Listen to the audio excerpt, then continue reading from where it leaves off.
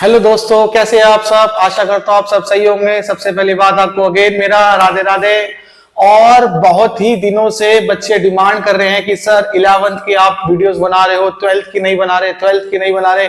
तो भाई आज आपके लिए 12th की वीडियो भी बनाई है। और 12th में जैसा कि आप जानते हो कि दो हैं आपके पास बुक, एक है आपके पास इंडियन इकोनॉमी की और एक है आपके पास मैक्रो की। तो मैक्रो को अभी हम साइड में रखते हैं। क्यों? क्योंकि अभी जो बेसिकली डिफिकल्ट टास्क है वो आपका इंडियन इकोनॉमी के अंदर है। और इंडियन इकोनॉमी में अगर हम स्टार्टिंग के चैप्टर देखें 1 to 4 चैप्टर, तो वो इंटररिलेट हैं। तो इसीलिए हमने उससे एक अलग बनाया है जिसका नाम है न्यू इकोनॉमी पॉलिसी, हिंदी में नई आर्थिक नीति के नाम से इसको जानते हैं। और मैं सबसे पहली बात तो थैंक यू कहना चाहूंगा आप सभी को। आपने इतना बड़ा मेरे को प्रेम दिया 11 के बच्चों ने, और उन्होंने बहुत ही थैंक्स बोला है। आपके एग्जाम्स में जो क्वेश्चंस आए, आई नो दैट जो बताए थे वही आए हैं। और डोंट वरी, आपको आगे की वीडियोस भी देता रहूंगा, क्वेश्चंस भी बताता रहूंगा। बस प्लीज आप मेरे चैनल को सबसे पहले सब्सक्राइब कीजिएगा और शेयर कीजिए और बेल आइकन का बटन जरूर दबाइएगा। क्यों? क्योंकि आने वाली जो भी अपकमिंग वीडियोस हैं वो आपको मिलती रहेंगी और आपको सारा कंसेप्ट समझ आता रहेगा।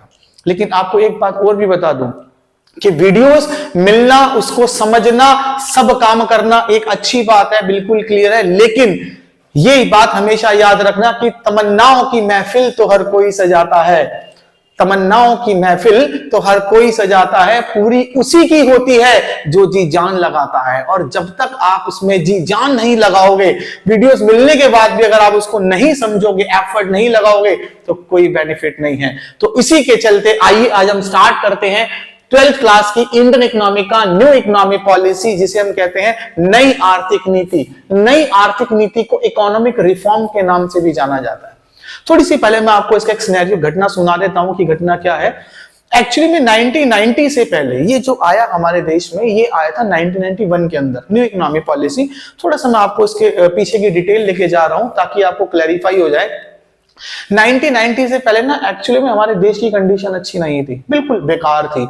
देश चाहता था कि मैं बहुत अच्छा करना चाहूं, लेकिन कहीं ना कहीं पब्लिक सेक्टर हमारे देश के अच्छे नहीं थे। पब्लिक मतलब सरकारी जो है सोते सारे के सारे, वो अच्छे नहीं थे। तो सरकार चाहती थी कि उसको अच्छा करे, लेकिन अच्छा हो नहीं पाता था क्योंकि करप्शन बहुत था वहां पे। इतना ज्यादा करप्शन था कि भैया आगे तो बढ़ ही नहीं पा रहे थे। सो दैट इज व्हाट सरकार ने सोचा कि कुछ ऐसा करा जाए कि शायद देश में कुछ एक ऐसी घटना घटे कि देश आगे टॉप पे पहुंच जाए। और ये घटना 1991 में हमारा देश, आपको बता दूं, इतने कर्जों में डूब गया था, इतने कर्जों में डूब गया था, जगह जगह पे करप्शन, प्राइस का बढ़ना, बैलेंस ऑफ पेमेंट का खराब हो जाना, पब्लिक सेक्टर बिल्कुल खत्म हो जाना। इस कंडीशन में सरकार लेकर आई न्यू इकोनॉमिक पॉलिसी।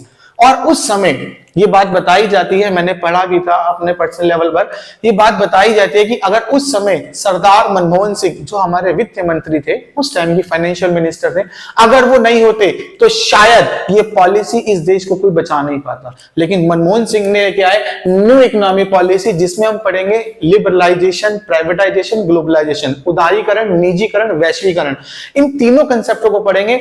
लेकिन अभी जो जरूरी है वो है कि न्यू इकोनॉमी पॉलिसी, इकोनॉमिक का मतलब पैसों से रिलेटेड, यानी कि ऐसी पॉलिसी बनाई जाए जो पैसों से रिलेटेड हो, बिल्कुल नई हो, साफ सुथरी हो, अच्छी हो। वो क्या है देखिए, सबसे पहली बात इकोनॉमिक रिफॉर्म में मैंने क्या लिखा हुआ है कि it is the group of such economic policy. ये ऐसी इकोनॉमिक पॉलिसी का ग्रुप है। ग्रुप कौन सी इकोनॉमिक पॉलिसी का? ऐसी इकोनॉमिक पॉलिसी का जिसमें तीन चीजें आती हैं, लिबरलाइजेशन, प्राइवेटाइजेशन, ग्लोबलाइजेशन। याद रखना, उदारीकरण, निजीकरण, वैश्वीकरण। उनको मैं आपको नेक्स्ट वीडियो में बताऊंगा पार्ट 2 के अंदर। आज पार्ट 1 के अंदर हम इन सारे कंसेप्ट को डिस्कस करेंगे। Which indicates, जो इंडिकेट करती है, जो बताती है क्या, increasing rate of growth and development. यानी कि अगर हम एलपीजी लेकर आए तो क्यों लेकर आए, यानी कि हमें क्या चाहिए, ग्रोथ चाहिए, हमें क्या चाहिए, डेवलपमेंट चाहिए। भाई बिना किसी भी टास्क के, बिना किसी ऑब्जेक्टिव के कोई भी पर्सन कोई काम नहीं करता। सिंपल लॉजिक है। अगर आपको कोई कह रहा है कि भैया आप ये काम कर दो, या अगर आप एक रिक्शा पुलर को कह रहे हो कि मुझे यहां से वहां छोड़ाओ, तो रिक्शा पुलर सबसे पहले आपसे मांगेगा उसके पैसे, यानी कि उसका रिटर्न जरूर मांगेगा। सेम थिंग ये है कि अगर हम एलपीजी लेके आ रहे हैं तो उसके पीछे कोई ना कोई ऑब्जेक्टिव था, वो था ग्रोथ एंड डेवलपमेंट। यानी कि यह ऐसी नीतियों का समूह है जो समृद्धि तथा विकास की बढ़ती दर को दर्शाता है। कोई ना कोई तो ऑब्जेक्टिव होगा ना कि हम क्यों लेकर आए, कैसे लेकर आए, क्या था क्या नहीं था। लेकिन इस पॉलिसी को लेकर आने के लिए हमें इसको एक और नाम से भी जानते हैं जिसको हम कहते हैं न्यू इकोनॉमिक पॉलिसी, यानी कि इकोनॉमिक रिफॉर्म आपसे पूछ ले या न्यू इकोनॉमिक पॉलिसी आपसे पूछ ले, दोनों का मतलब क्या है, सेम है, कंफ्यूज नहीं होना है। और इनके अंदर था 3 कंसेप्ट, LQP, लिबरलाइजेशन। पहले तो मैं आपको बता दूं ये लिबरलाइजेशन, प्राइवेटाइजेशन, ग्लोबलाइजेशन तो बाद में आया। इससे पहले इसका जो नाम रखा गया था वो था एल मतलब licence for industry and trade, यानी कि उद्योग व व्यापार के लिए लाइसेंस। Q मतलब quota for industrialisation, P for permit for export and import. सरकार ने ये पॉलिसी बनाई, सब कुछ करा, बट लेकिन ना ये सरकार ने 1990 में बनाई थी, लेकिन इतनी अच्छी तरीके से ये कामयाब नहीं हो पाई, चल नहीं पाई। तो सरकार ने कहा कि नहीं यार कुछ चेंज करा जाए, कुछ नाम को परिवर्तित किया जाए, और फिर जाकर LQP। देखिए सिंपल सी बात है, क्या बताया मैंने आपको, L मतलब लाइसेंस, Q मतलब quota, P for permit. Permit को हटाकर बदल दिया LPG, लिबरलाइजेशन, प्राइवेटाइजेशन, ग्लोबलाइजेशन। 3 चीजें याद रखो, लिबरलाइजेशन, प्राइवेटाइजेशन, ग्लोबलाइजेशन, तीनों के कंसेप्ट जो मोस्ट इंपॉर्टेंट कंसेप्ट है। अब ये LPG आया, ऑब्वियसली सी बात, अगर आप कुछ भी कर रहे हो, कुछ भी इन्वेंट कर रहे हो, कुछ बना रहे हो, तो उसके पीछे कोई ना कोई ऑब्जेक्टिव जरूर होगा। LPG आया, LPG के भी कोई ना कोई ऑब्जेक्टिव था। क्यों आया, सरकार ने ऐसा क्या करा, क्या नहीं करा, जिसके अंदर सबसे पहला मैंने पॉइंट लिखा हुआ है, जो टॉपिक है देखो, पहले तो need for NEP, new economic. So इसमें फर्स्ट पॉइंट जो था वो था high rate of fiscal deficit, यानी कि राजकोषीय घाटे की ऊंची दर। और आपको बता दूं राजकोषीय घाटा क्या होता है। राजकोषीय घाटा यानी कि फिस्कल डेफिशिएट का मतलब होता है बोरिंग से। बोरिंग का मतलब जब सरकार के पास जितना उसका एक्सपेंडिचर है और जितना रिवेन्यू है, रिवेन्यू मतलब इनकम, एक्सपेंडिचर मतलब खर्चा, जब सरकार का खर्चा, ध्यान से सुनना, जब सरकार का खर्चा ज्यादा हो जाता है, इनकम कम होती है। जब सरकार का खर्चा ज्यादा हो जाता है, इनकम कम होती है, तो सरकार बैलेंस बनाती है। बैलेंस का मतलब जितना पैसा आया उतना खर्च हुआ। बजट बनाएगी, जितना पैसा आया उतना खर्च हुआ। अगर ये बजट बन रहा है तो ठीक है, अगर बजट नहीं बन रहा तो प्रॉब्लम होती है। लेकिन सरकार को देश को चलाने के लिए स्टेबिलिटी लानी है, संतुलन लाना है, तो सरकार क्या करती है, सरकार दूसरे देशों से पैसा उधार ले लेती है। और यही हुआ था 1991 से पहले कि अपने देश को चलाने के लिए बाहर देशों से पैसा उधार लेना, उधार लेना, उधार लेना। इतना उधार ले लिया, इतना उधार ले लिया कि भैया कुछ ना कुछ तो पॉलिसी बनानी पड़ेगी ना उसको चेंज करने के लिए। तो बना दी कौन सी policy, new economic policy. First. फिर आता है बैलेंस ऑफ पेमेंट क्राइसिस, यानी कि भुगतान शेष संकट। बैलेंस ऑफ पेमेंट मैक्रो के अंदर है, जिसमें एक्सपोर्ट और इंपोर्ट को बताया जाता है, जिसमें क्रेडिट और डेबिट आते हैं। इसके अंदर बैलेंस ऑफ पेमेंट में क्या था कि हमारा जो लेनदारी थी और जो देनदारी थी, मतलब हमारा जो देने वाला पैसा था और जो लेने वाला पैसा था, लेना हमें क्या था, कम था, देना हमें ज्यादा था। लेना हमें कम था, देना हमें ज्यादा था। लॉस होना स्टार्ट हो गया सरकार को। सरकार सोच रही थी इतना पैसा हमें देना है, इतना पैसा हमें देना है, कहां से करें, आओ कुछ लेकर आते हैं। सरकार लेकर आ गई न्यू इकोनॉमिक पॉलिसी। फिर आया था कि कीमतों में वृद्धि, यानी कि राइज इन प्राइस। अब ऑब्वियसली सी बात है, ये अंडरस्टूड है कि अगर हमें कुछ भी करना है तो प्राइस को बढ़ाना पड़ेगा। क्यों?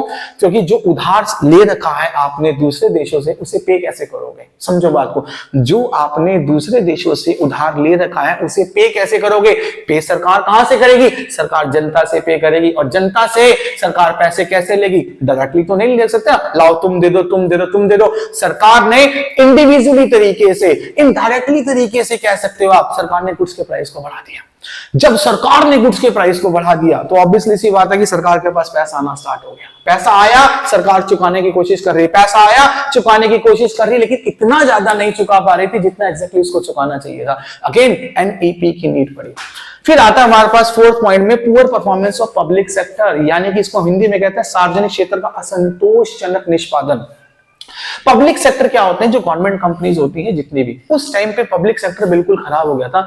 इतना ज्यादा खराब हो गया था कि गवर्नमेंट की कंपनियां चल नहीं रही थी, करप्शन था वहां पे, भ्रष्टाचार इतना था, इनएफिशिएंसी थी, यानी कि अरे गहरे जिसको भी आ रहे हैं वो जॉब में जाते जा रहे थे, जॉब में जाते जा रहे थे, जिसमें उनके पास ना तो स्किल्स थी ना तो एक्सपर्टाइज थी, जिससे प्रॉब्लम खड़ी हो रही थी। सरकार कह रही ना तो मेरा पब्लिक सेक्टर अच्छा है, मैंने बाहर देशों से पैसा उधार ले रखा है, मेरा बैलेंस ऑफ पेमेंट अच्छा नहीं है, मुझे प्राइस बढ़ाना पड़ रहा है, इतनी सारी प्रॉब्लम्स हो रही है, तो कुछ ना कुछ ऐसा चेंज किया जाए कि हमारा देश डेवलपमेंट की तरफ मूव करे। तब जाके एक ऑर्गेनाइजेशन बनाई गई, उस ऑर्गेनाइजेशन के अंदर न्यू इकोनॉमिक पॉलिसी यानी कि इकोनॉमिक रिफॉर्म को रखा गया। और इकोनॉमिक रिफॉर्म का मतलब तो सिर्फ एक ही बात से था, क्या था? Development and growth. याद रखो, डेवलपमेंट एंड ग्रोथ। जितना डेवलपमेंट करोगे, जितनी ग्रोथ करोगे, उतना देश आगे बढ़ेगा। और उसके लिए ग्रोथ और डेवलपमेंट के लिए क्या लेकर आए? LPG, liberalisation, privatisation, globalisation. याद करो, लिबरलाइजेशन, प्राइवेटाइजेशन, ग्लोबलाइजेशन, ये तीनों चीजें आई और उन तीनों चीजों को हम पढ़ेंगे अगली क्लास में। अगले अगले कंसेप्ट में बताएंगे आपको। पहले लिबरलाइजेशन क्या होता है, फिर प्राइवेटाइजेशन क्या होता है, फिर ग्लोबलाइजेशन क्या होता है। क्यों? क्योंकि जितना अगर आप इसे गो थ्रू करेंगे उतना आपको समझ में आएगा। और आशा करता हूं आपको समझ आ गया होगा। अगर आपको कोई दिक्कत परेशानी हो, हाँ, इसके नोट जरूर कॉपी में बना लेना ताकि आपको सब कुछ समझ में आ जाए। और अगर नोट्स चाहिए तो प्लीज आप मुझे टेक्स्ट कर दीजिएगा, जिससे कि आपको नोट्स वगैरह मिल जाएंगे। राइट, सो मिलते हैं आपसे गाइस, तब तक के लिए बाय बाय, राधे राधे सबको।